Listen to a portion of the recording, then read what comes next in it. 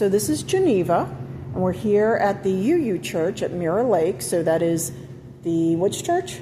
Unitarian Universal Church of St. Petersburg. Beautiful. And she's going to tell us some of her experiences because she used to host what kind of tours?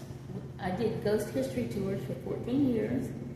There was no paranormal investigation intended, but I had some spooky things happen that I can't explain. And what were some of those? One of the places we always went was the Vinoy Hotel, and I would come down the street from several blocks away, and when I got to the Beach Drive, there's a signal where you have to push the button to get Cross. the walk signals to come on. It started happening after I'd been doing it a few years. It started happening pretty often that just before my finger touched the button, it would turn to walk. It didn't happen if I was a block away or even a few inches away. It was just when my finger was almost on the button, it would turn to walk.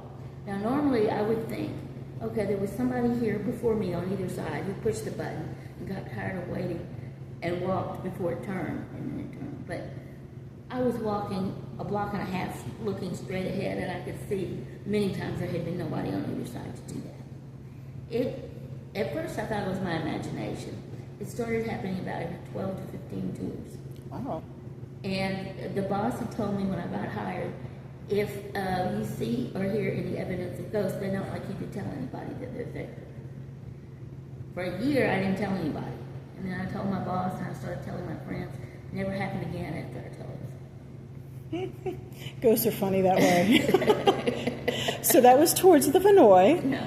Okay, others that you've had? I was telling a story at John's Pass at Madeira Beach in front of a spice and tea shop. They were closed, but they had a big picture window in the front. I had just finished telling 2 pirate stories before we got there. And so I'm standing in front of the window, and all the people are in front of me. Mm-hmm. Right after I finished my story, they said, "Turn around, look, quick!" But I didn't see anything. They had all seen a grinning pirate face, translucent, behind me in the window while I was telling. They were too polite to interrupt me and tell me to look until I finished, and I didn't see it. They also, and these were people who didn't know each other. It wasn't one group. They saw this, but I didn't. But another time I did see one in the same spice and tea shop. The back window was an entire display of shelves of spices. One time while I was telling, one of the spice bottles started a throbbing light. It just started off and on, a light from this one bottle.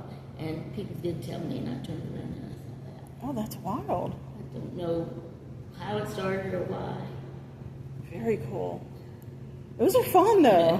Were there any others? There were a lot that people told me that happened to them. Mm-hmm. That's the fun part of a ghost tour. Yeah. But those are you directly. One was on Halloween. I was walking along and suddenly my earring fell off. And then everybody started having things fall.